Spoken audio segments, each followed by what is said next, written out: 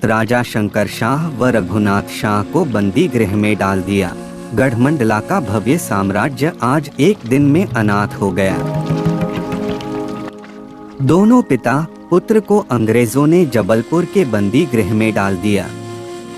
अंग्रेजों ने राजा शंकर शाह व रघुनाथ शाह पर जघन्य राजद्रोह जैसे अपराध करने का आरोप लगाया, जो कि पूर्व से स्कीस्ट की तरह तैयार किया जा चुका था। वैसे राजा शंकर शाह व पुत्र रघुनाथ शाह अपनी मातृभूमि व अपनी गोंडवाना की जनता, उनकी संस्कृति को बचाने के लिए जो कुछ भी किया वह जायज था। अंग्रेजों से विद्रोह के दौरान राजा शंकर शाह अपने राजभवन में देशभक्ति क्रांतिकारियों को निरंतर बुलाया करता था। भावी युद्ध की संभावना को देखते हुए राजा ने अपने सैनिकों को तैयार करने का आदेश दे रखा था। दूसरी तरफ राजा शंकर शाह द्वारा अपनी रियासत के तमाम छोटे बड़े जमींदारी गांव के लाखों गोंड भाई बहनों को भी अंग्रेजों के षड्यंत्र को समझाने का अभियान साथ चलाकर आम जनता को जागरूक करके अपने देश की रक्षा के लिए मर मिटने की भावना का संचार भी किया। शंकर शाह व पुत्र रघुनाथ शाह को मृत्यु दंड की घोषणा किया गया। 14 सितंबर 1857 को राजा शंकर शाह व पुत्र रघुनाथ शाह को कैद किया गया था और 4 दिन तक काल कोठरी में रखा गया।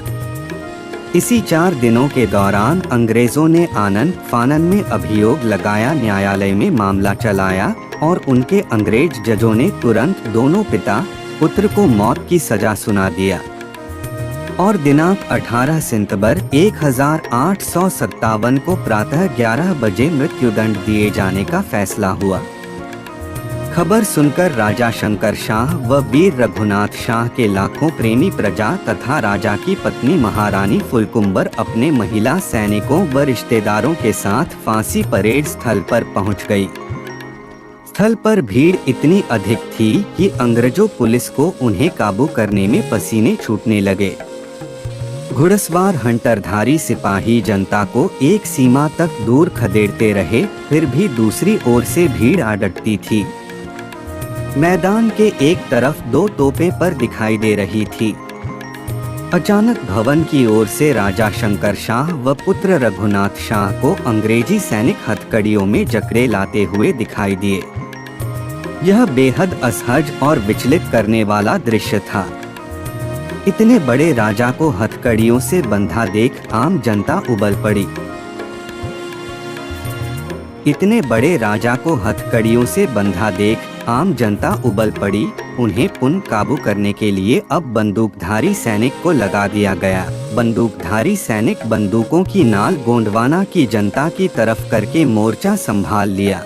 इधर तोपों के मुंह से राजा शंकर शाह व रघुनाथ शाह को बांध दिया गया।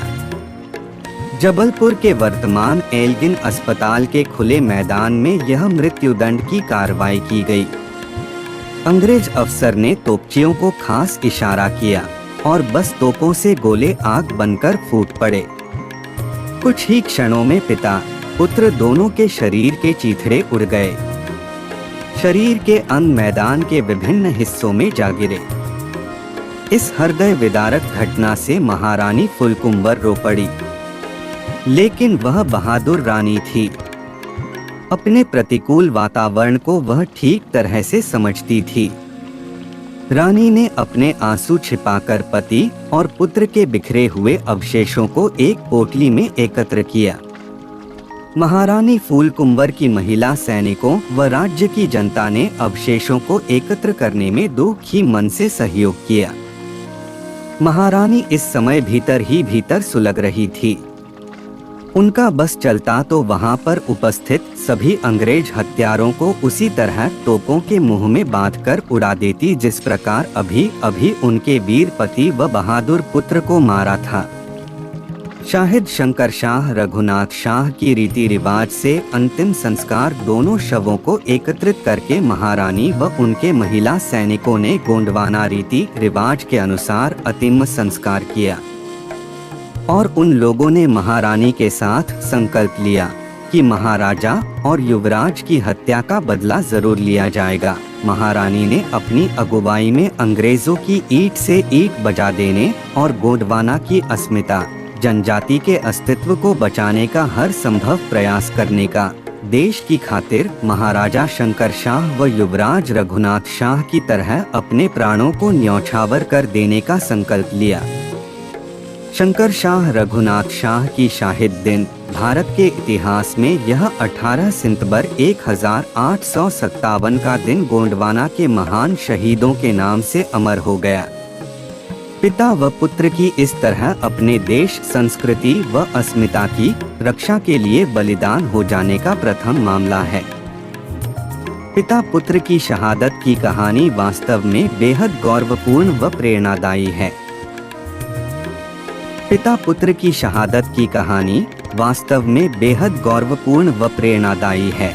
इसी गौरव की वजह से आज भी गोंड की छाती तन सी जाती है।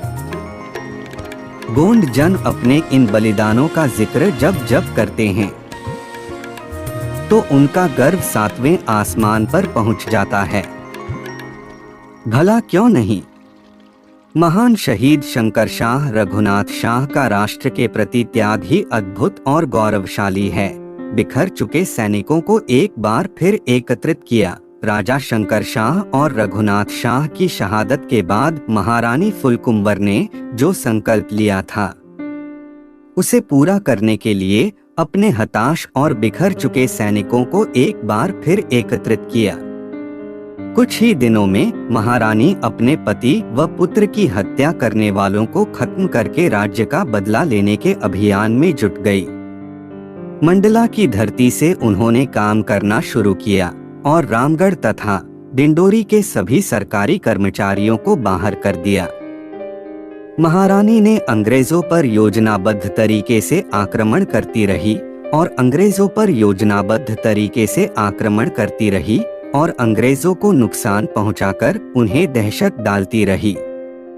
अंत में एक बार अंग्रेजों की भारी सेना से आमना सामना हो गया। अंग्रेजों की भारी सेना आधुनिक बंदूकों से लैस थे। कुछ देर की भिड़ंत में महारानी के सैनिक हताहत होने लगे। महारानी अंग्रेजों की पकड़ में आने वाली थी। उनके भागने का कोई रास्ता नहीं था। अतः महारानी फुलकुंवर ने अपने आप को अंग्रेजों के हाथों पकड़ने में अनादर महसूस किया। वे चाहती थी कि अंग्रेजों के हाथों जिंदा न पकड़ी जाए। महारानी फुलकुंवर आत्मस्वाभिमान को बचाया। अंग्रेज सैनिक महारानी को कैद करने काफी तेजी से करीब आ रहे थे।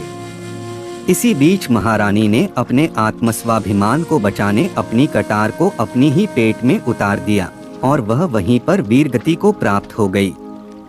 इसे देखकर अंग्रेज कमांडर व अंग्रेजगण आश्चर्यचकित रह गए। मूल धारा के साहित्य में गोंडवाना के इन वीरों की बलिदानी की गाथाएं नहीं लिखी गई। यह सरासर पक्षपातपूर्ण है। हम अपने साहित्य में अपने इस महान पूर्वजों की अमर प्रेरणादायी कथाओं को स्थान देकर अपने आने वाली नई पीढ़ी को अपना इतिहास बताते रहेंगे। गोंडवाना के प्रत्येक गोंड मूल निवासी भाई बहन अपने इस महान कुल गौरव को सदा सम्मान देते हुए उनसे प्रेरणा लेते रहें, यही हम सबका कर्तव्य है। अमर हो शंकर शाह जी और कुंवर शहीद रघुनाथ। सारा गोंडवाना उत्सर्ग देख अपना झुका रहा है माथा। इन वीरों के उत्सर्ग की गाथा हम न भूल पाएंगे। 18 सितंबर में उनका शौर्य प्रतिवर्ष मनाएंगे। अगली ऑडियो सुनने के लिए न्यू गोंडी टीवी को सब्सक्राइब करें और लाइक करके कमेंट व शेयर जरूर करें। तो मिलते हैं अगली वीडियो लेकर।